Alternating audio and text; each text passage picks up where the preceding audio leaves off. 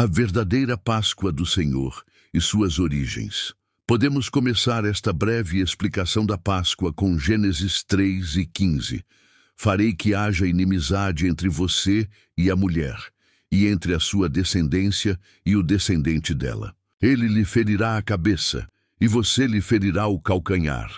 Uma expressão clara e profética da palavra de Deus, inserindo em nosso entendimento que Deus enviaria o único Cordeiro Pascal, descendente de mulher que seria e foi gerado pelo Espírito Santo de Deus. Mas vejamos resumidamente como se deu o cumprimento desta profecia e o surgimento da Páscoa. Em Gênesis 12:1 é sabido que Deus escolheu Abraão e Sara para um grande plano quando o chamou e tirou de Ur dos caldeus. Dentre eles, fazê-lo uma grande nação da sua descendência, tanto a descendência terrena, a areia do mar, quanto a descendência espiritual, as estrelas do céu. Deus lhe prometeu uma descendência numerosa, porém ela seria escrava e peregrina por muito tempo por outra nação, Egito. Deus, para cumprir suas promessas, deu a Abraão um filho por nome de Isaque. Gênesis 22:6-12. Fala que Abrão ofereceu seu filho como sacrifício a pedido de Deus. Uma clara simbologia de Cristo para a redenção futura da humanidade. Abraão gerou 2 filhos a Ismael, o mais velho filho de Agar, a escrava, e Isaque, filho da promessa, gerado por Sara, sua esposa. Isaque gerou a Esaú e Jacó.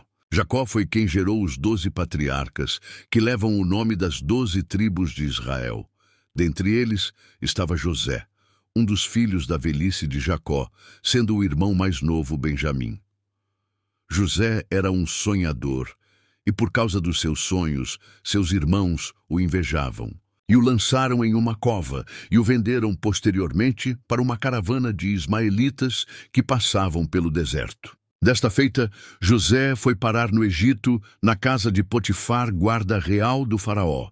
José foi acusado injustamente de atentar contra a esposa de Potifar e foi lançado na prisão, onde ficou por 2 anos preso, onde teve revelações de alguns sonhos por parte de Deus sobre o padeiro e o copeiro, onde o padeiro revelou que seria enforcado e o copeiro restituído a seu posto. Passou-se 2 anos e Faraó teve um sonho sobre 7 espigas boas e 7 espigas ruins, assim como também 7 vacas gordas e 7 vacas magras. Como ninguém conseguia decifrar o sonho, lembrou-se o copeiro Mor, que havia estado com José na prisão e como ele revelara sonhos. José então foi chamado à presença de Faraó e interpretou o sonho de Faraó, onde ele viu no sonho 7 vacas gordas e 7 vacas magras, simbolizando 7 anos de fartura e 7 anos de escassez. José foi visto com bons olhos por Faraó e foi levantado no Egito como governador com um propósito: manter viva a descendência Israel. José estabeleceu um plano para combater os tempos de fome que sobreviriam sobre a terra durante os 7 anos. Durante os 7 anos de fartura, simbolizado pelas vacas gordas, a terra do Egito iria guardar muito alimento para contrapor os dias de escassez, e assim foi feito. E todos, quanto necessitavam de alimento, desciam até o Egito diante de José. José, então, se casou com a filha de Faraó e teve 2 filhos, Efraim, o mais novo, e Manassés, primogênito. Destes 2, a promessa recaiu sobre Efraim, o mais novo. Porém, depois que José faleceu, levantou-se um faraó que não conhecia José e tampouco seus feitos, e escravizou o povo de Israel durante 400 anos no Egito, conforme a profecia de Deus dita a Abraão. Deus então levantou Moisés para libertar o seu povo. Durante os diversos avisos de Deus, através das 10 pragas sobre o Egito, para Faraó deixar ir o povo de Israel, na última praga, a morte dos primogênitos do povo do Egito, em Êxodo 12:29.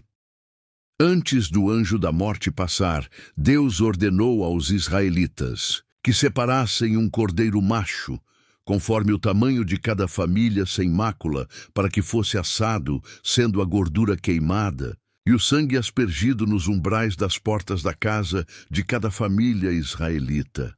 Este sangue seria o sinal para que o anjo do Senhor não tocasse nos primogênitos de Israel e a morte não os atingisse. A palavra do Senhor revela em Êxodo 12, 3, 8, que disse Deus assim: falai a toda a congregação de Israel, dizendo: aos 10 deste mês, tome cada um para si um cordeiro, segundo as casas dos pais, um cordeiro para cada família. Mas se a família for pequena para um cordeiro, então tome um só com seu vizinho perto de sua casa, conforme o número das almas. Cada um conforme ao seu comer, fareis a conta conforme ao cordeiro. O cordeiro, ou cabrito, será sem mácula, um macho de 1 ano, o qual tomareis das ovelhas ou das cabras, e o guardareis até o 14º dia deste mês. E todo o ajuntamento da congregação de Israel o sacrificará à tarde. E tomarão do sangue, e pô-lo-ão em ambas as ombreiras, e na verga da porta nas casas em que o comerem. E naquela noite comerão a carne assada no fogo, com pães ázimos, com ervas amargosas a comerão.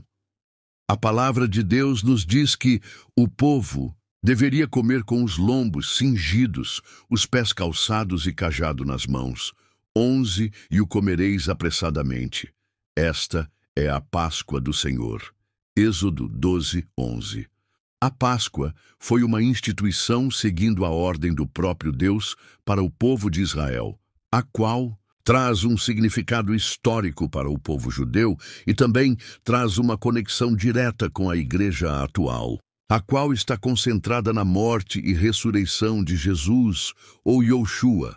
Conhecida pelos judeus como Pesach, que significa passagem, a Páscoa judaica é uma tradição milenar que relembra a libertação do povo hebreu da escravidão no Egito. A primeira Páscoa judaica foi realizada no mês de Abib, ou Nissan. Se comparada com o nosso calendário, ela é comemorada entre o mês de março e abril no dia 14.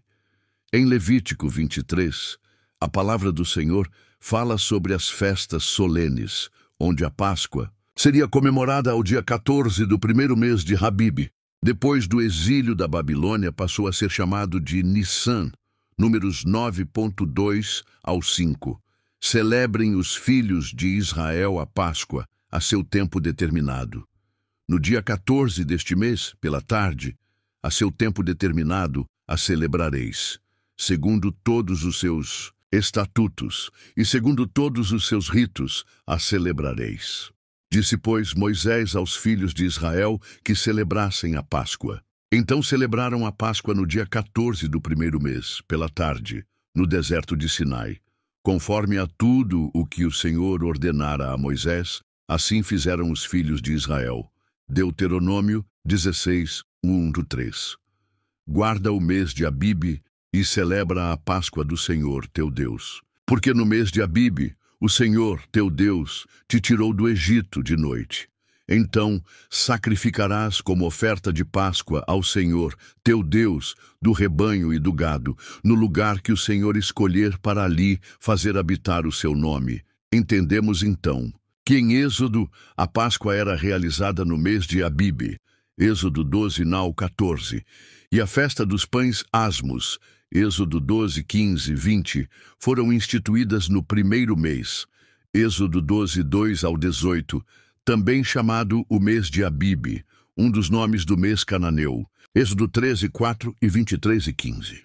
O nome babilônico do primeiro mês é Nisan, e os nomes do mês babilônico aparecem no Antigo Testamento dos períodos exílicos e pós-exílicos, Ester 3-7. No ano 12 do reinado do rei ou imperador Xerxes, no primeiro mês, o mês de Nisan, Amã ordenou que tirassem a sorte, chamava-se isso de Purim, para decidir o dia e o mês em que os judeus seriam mortos. É interessante pontuar aqui que enquanto estiveram peregrinando no deserto, os filhos de Israel não celebraram a Páscoa, eles voltaram a celebrar quando estavam acampados em Gilgal, sobre o comando de Josué. Quando conectamos esta narrativa da Páscoa do Antigo Testamento com a Nova Aliança, o Novo Testamento, entendemos pelos Evangelhos o cumprimento deste ritual entre o Cordeiro da Páscoa como um rito contínuo e o sacrifício de Cristo, pois recai diretamente sobre ele todos os propósitos e missão da redenção. Na Nova Aliança, Jesus era levado pelos seus pais a Jerusalém todos os anos para a festa da Páscoa. Lucas 2, 41 e 42. Todos os anos os pais de Jesus iam a Jerusalém para a festa da Páscoa. Quando ele atingiu a idade de 12 anos, a família foi à festa, como era hábito. Mateus 26, 17 e 19. E no primeiro dia da festa dos pães ázimos, chegaram os discípulos a Jesus, dizendo-lhe: Onde queres que te façamos os preparativos para comeres a Páscoa? E ele disse: Ide à cidade a um certo homem e dizei-lhe: O mestre diz, o meu tempo está próximo. Em tua casa celebrarei a Páscoa com os meus discípulos.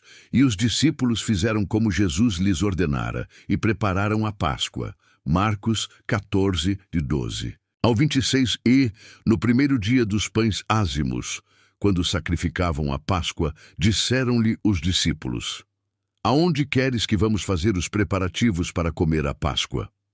E enviou 2 dos seus discípulos e disse-lhes: Ide à cidade, e um homem, que leva um cântaro de água, vos encontrará.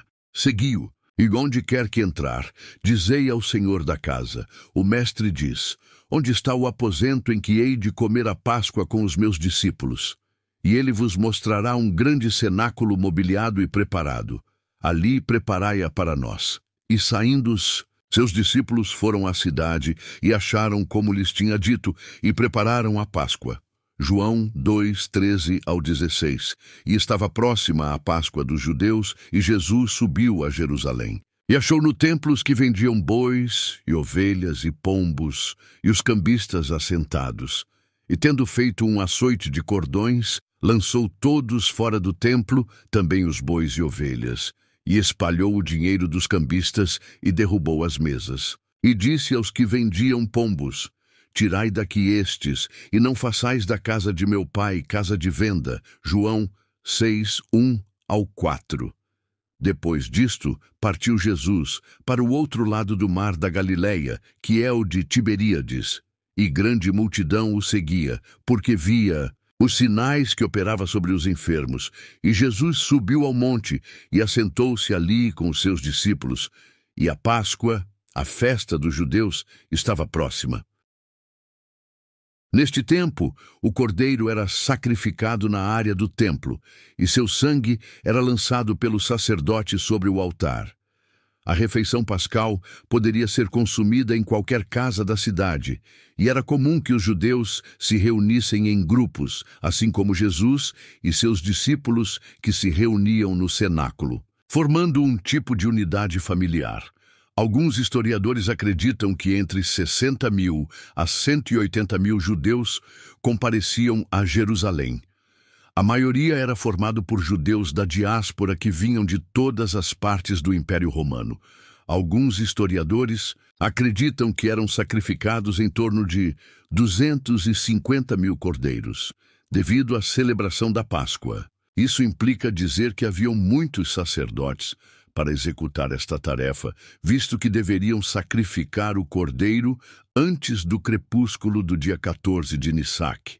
Abib, a quantidade de sangue era tanta que as águas do riacho próximo a Jerusalém ficavam tingidas de vermelho. É claro que todo aquele sangue de cordeiros sacrificados apontavam diretamente para o único que poderia fazer a expiação uma única vez e insubstituível sacrifício, o Senhor Yeshua, para resolver o problema. Do pecado do homem, Isaías, capítulo 53, versículo 77, ele foi oprimido e afligido, mas não abriu a sua boca. Como um cordeiro foi levado ao matadouro, e como a ovelha muda perante os seus tosquiadores, assim ele não abriu a sua boca. João 1, 29. No dia seguinte, João viu Jesus aproximando-se e disse: Vejam, É o Cordeiro de Deus que tira o pecado do mundo. Jesus foi traído por Judas, foi esmurrado, agredido com o azorrague, onde seus órgãos internos se poderiam ver, e mesmo assim não esboçou gritos, mas foi em silêncio ao matadouro, ao Gólgota, fora dos muros de Jerusalém. Salmos 34, 19 e 20. Muitas são as aflições do justo, mas o Senhor o livra de todas. Ele lhe guarda todos os seus ossos, nem sequer um deles se quebra. Tudo isso ocorreu em uma sexta-feira. Na quinta-feira, Jesus e seus discípulos comeram o cordeiro pascal. Esta foi a última Páscoa sobre as instruções dadas por Deus no Egito ao seu povo, pois fica nítido que o sacrifício contínuo de cordeiros estava chegando ao fim, pois agora Jesus haveria de completar a missão predita pelo próprio Pai. Em Gênesis 3,15, que da semente da mulher nasceria aquele que esmagaria a cabeça da serpente. Jesus se ofereceu para apaziguar a ira de Deus contra os pecadores que estavam condenados em seus delitos e pecados. Verdadeira Páscoa apontava para o sacrifício do Filho de Deus, Yeshua. Então, quando Jesus, o Verbo, habitou entre nós, ele cumpriu o significado do que a Páscoa tipificava a sua missão como Cordeiro Imaculado para a redenção da humanidade em sua morte e ressurreição. Pois assim como ele morreu, nós morremos nele. Assim como ele ressuscitou, nós ressuscitamos nele. A Páscoa era a sombra e Cristo é a realidade. Portanto, Cristo é a verdadeira Páscoa perfeita. Paulo deixa bem claro em Marcos 5,7: Purificai-vos, pois, do fermento velho, para que sejais uma nova massa, assim como estáis sem fermento. Porque Cristo, nossa Páscoa, foi sacrificado por nós. Portanto, meus irmãos, a verdadeira Páscoa do Senhor nada tem a ver com ovos de chocolate ou coelhos de Páscoa. Estas coisas são modismos, dogmas humanos, apenas para confundir o povo e desvirtuar da verdade. São métodos mercantilistas incorporados a uma Páscoa que não existe, pois a verdadeira Páscoa tem seu verdadeiro sentido em Yeshua, ou Yoshua, o Cristo, o ungido de Deus que deu a sua vida em sacrifício pela humanidade, para perdão de nossos pecados. Obrigado por ter assistido até aqui. Curta, compartilhe e se inscreva no canal. Deus abençoe a todos.